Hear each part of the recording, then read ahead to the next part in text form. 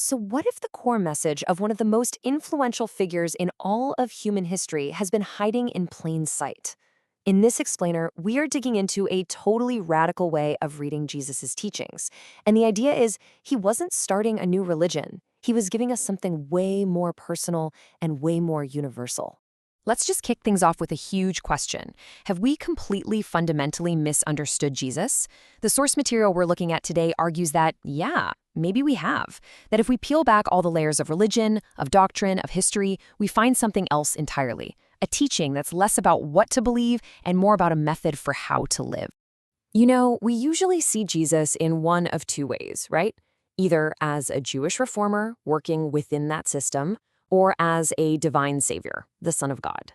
But the source we're exploring proposes this other, pretty radical idea. What if he was, first and foremost, a teacher of universal consciousness? Someone offering a kind of portable wisdom for how to navigate life, no matter who you are or what you believe.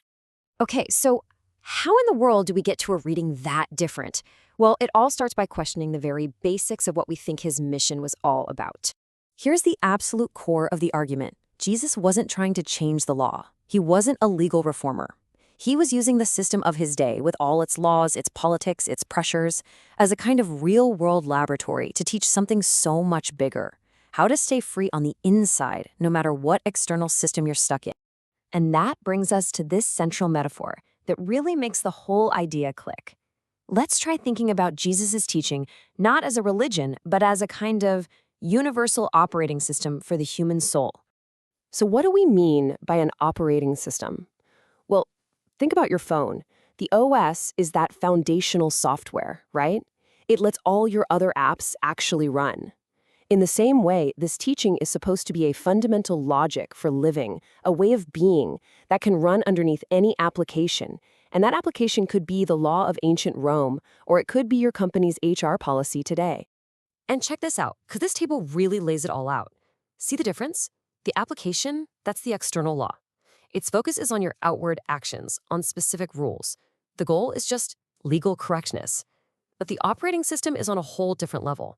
It's focused on your inner consciousness, on big meta principles. The goal isn't just to follow the rules, it's about how you follow them, the internal state you're in. And boom, here's the core code of that OS. These famous lines, according to this view, aren't just new laws to add to the list. Nope.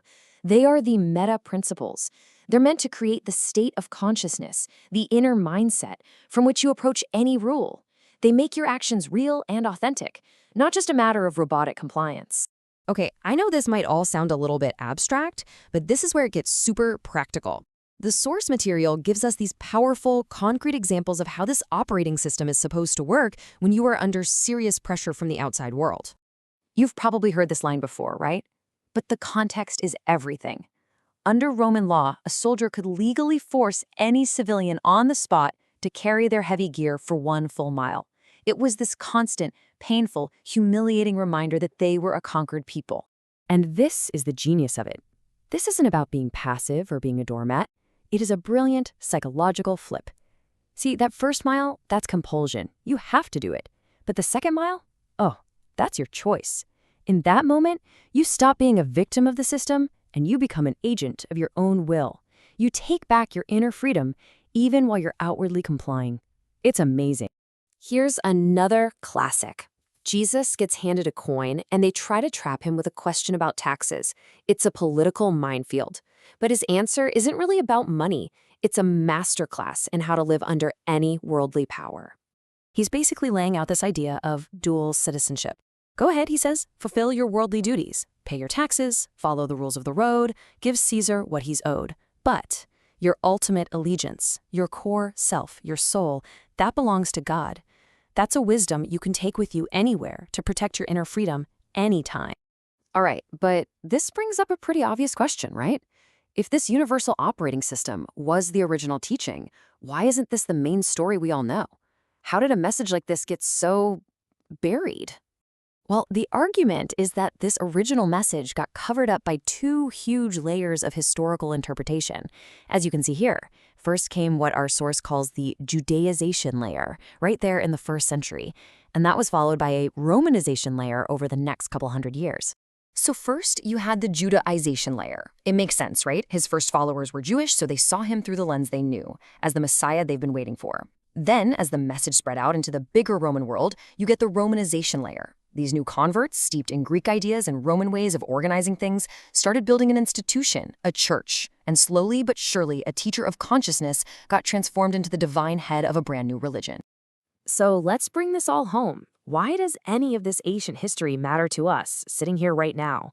Well, this final part connects this whole idea directly to the systems that you and I have to deal with every single day. I want you to really think about this for a second. What's your Caesar? What are the external systems, the big authorities, the rules in your life that force you to act in certain ways and put pressure on your sense of freedom? I mean, it could be anything, right? The corporate policy at your job, the tax code, mind-numbing bureaucracy, institutional rules. These are our modern-day Roman empires. They're the systems we all have to navigate, day in and day out. And that, right there, is the real power of looking at it this way. This isn't just ancient history.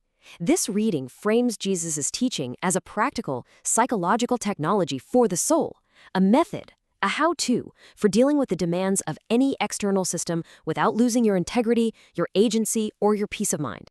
So we're going to end right where we started, with a question for you to chew on. After peeling back all these layers, what do you think?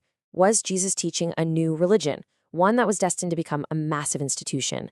Or was he offering a timeless, universal method for how to truly, freely live?